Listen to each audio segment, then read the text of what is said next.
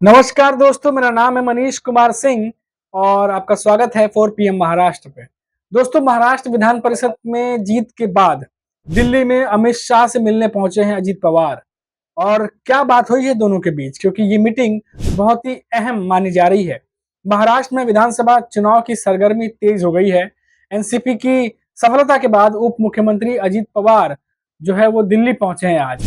उन्होंने बीजेपी के नेता और केंद्रीय गृह मंत्री अमित शाह से मुलाकात की। दोनों नेताओं के बीच बंद कमरे में बातचीत हुई है। महाराष्ट्र विधानसभा परिषद में जीत के बाद प्रदेश के डिप्टी सीएम अजीत पवार शनिवार को अचानक दिल्ली पहुंचे। दिल्ली में उन्होंने केंद्रीय गृह मंत्री अमित शाह से मुलाकात की। हालांकि दोनों की मुलाकात का कोई औपचारिक ब्यौरा सामने नहीं आया है, लेकिन जो सोर्सेस के हवाले से खबर जो आ रही है उनके बीच वो आगामी मंत्रिमंडल विस्तार के साथ साथ विधान परिषद चुनाव पर भी चर्चा हुई है।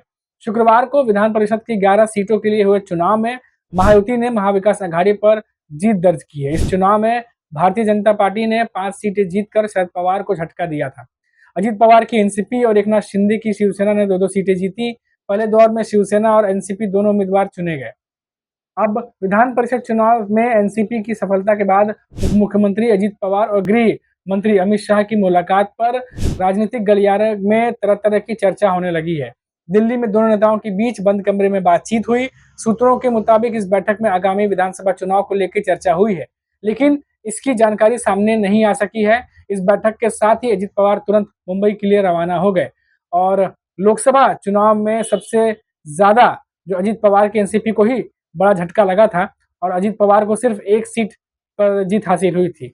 इसलिए चर्चा शुरू हो गई थी कि एनसीपी में जो चाचा भतीजे से बेहतर है और अजीत पवार जो है वो कहीं ना कहीं शरद पवार से पिछड़ते जा रहे हैं।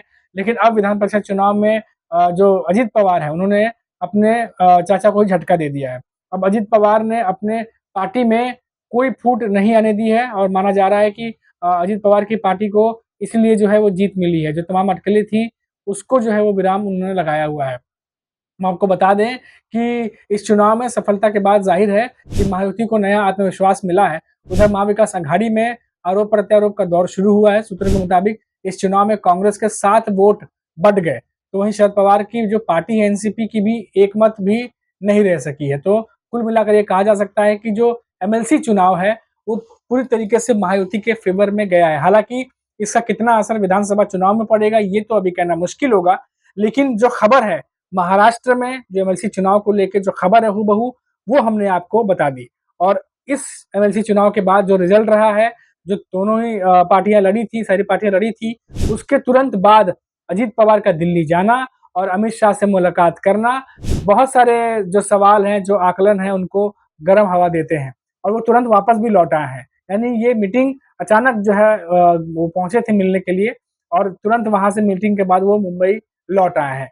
तो कुल मिलाकर इतना जरूर कहा जा सकता है कि लोकसभा चुनाव में एनडीए गठबंधन ने जिस तरीके से मायावती को झटका दिया था, उसके बाद लगातार मायावती के नेता परेशान चल रहे थे। तमाम बैठक हो रही थी, मीटिंग्स हो रही थी और एमएलसी चुनाव के बाद जिस तरीके से रिजल्ट आया है, कहीं ना कहीं थोड़ा सा सुकून मायावती के नेताओं को जरूर मिला होगा। लेकिन ये सुकून कितना दिन तक बरकरार रहेगा ये अभी कह पाना मुश्किल है, क्योंकि विधानसभा चुनाव आगे हैं और एनडीए गठबंधन जो है वो कमर कस चुकी है।